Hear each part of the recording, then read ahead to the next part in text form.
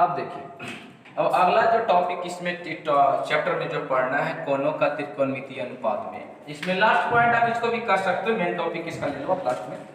ये टॉपिक में आपका क्या होगा पढ़ने के लिए, आरोही क्रम और अवरोही क्रम पढ़ने के लिए होगा, यानी घटते क्रम और बढ़ते क्रम की बात आती।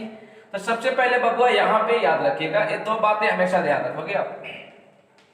कोनों का त्रिकोणमितीय अनुपात में यहाँ पे कहा गया है एस टी का मान थीटा के अनुसार बढ़ते जाता है।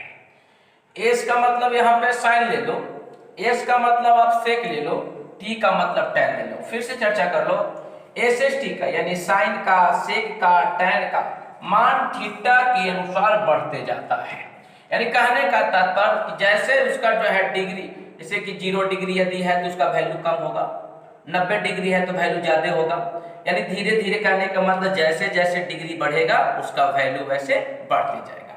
आप अपने पे खुद ही एग्जांपल ले लो, मैट्रिक में भी पढ़ रहे हो, कुछ कम आपकी वैल्यू होगी, कल आप इंटर में चले जाओ कुछ ज्यादा वैल्यू होगी, ग्रेजुएशन में जाओ तो ज्यादा वैल्यू मिलेगा। सेम उसी प्रकार से यहाँ पे अब यहाँ आ जाओ, सी का मान थीटा के अनुसार घटते जाता है। यानी कहने का मतलब यहाँ क्या होगा कि कॉस में, कॉट में, कॉसेक में जैसे जैसे थीटा का मान, डिग्री जो उसका थीटा का जो मान होगा, यानी तो डिग्री जो जैसे उसका घटे कम रहेगा उसका वैल्यू ज्यादा रहेगा। अब आ जाओ बाबू यहाँ पे, अब देखना यहाँ पे पहला सवाल आपका पास है। यहाँ पे 1 2 3 4 सवाल है, हम आपको 2 सवाल बताएंगे, 2 छोड़ेंगे। तो यहाँ पे लिखा हुआ है बढ़ते क्रम में लिखे sine 10, sine 40, sine 75, sine 85, sine 30, sine 20। कौन क्रम में लिखना है? बढ़ते क्रम। बढ़ते क्रम का मतलब आप कह सकते हो सबसे छोटा पहले, उसके बाद हल्का बड़ा, फिर उससे बड़ा, फिर उससे बड़ा, फिर सबसे बड़ा। जैसे एग्जांपल यहाँ पे देख लो, साइन 0 डिग्री का वैल्यू कितना है? 0। साइन 30 डिग्री का वैल्यू कितना है? 1/2।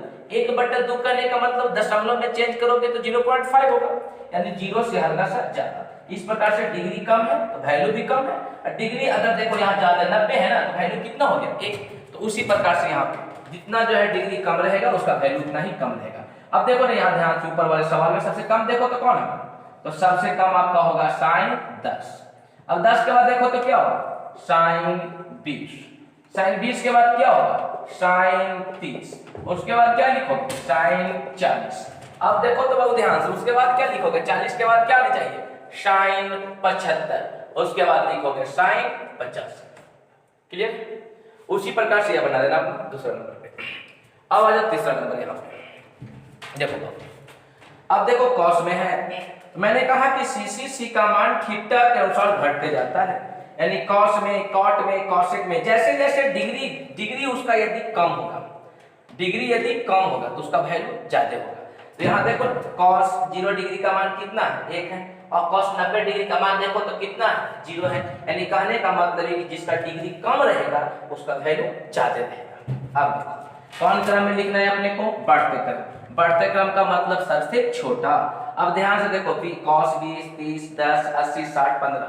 अब बताओ इसमें सबसे छोटा कौन होगा? यानी जिसका डिग्री सबसे ज्यादा होगा। तो सबसे ज्यादा डिग्री किसका है आपके पास? कॉस 80 का। कॉस 80 के बाद कितना होगा? कॉस 60। 60 के बाद कितना होनी चाहिए बबुआ? कॉस 30। कॉस 30। और कॉस 30 के बाद कितना होगा? कॉस 20। कॉस 20 के बाद कितना होगा? कॉस 15। उसके बाद कितना होगा? कॉस 10। बिल्कुल क्लियर है?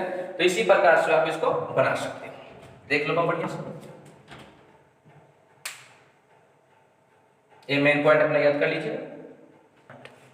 चलिए, तो यहाँ पे मैं थोड़ा सा आपको दिया भरने के लिए, रिक्त स्थानों को पूर्ति करने के लिए आपकी परीक्षा को मैथ है।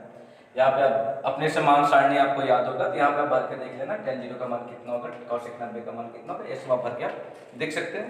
वीडियो को पॉज करके एक्सरसाइज बना के आप देख सकते हैं या स्क्रीनशॉट आप ले सकते हो।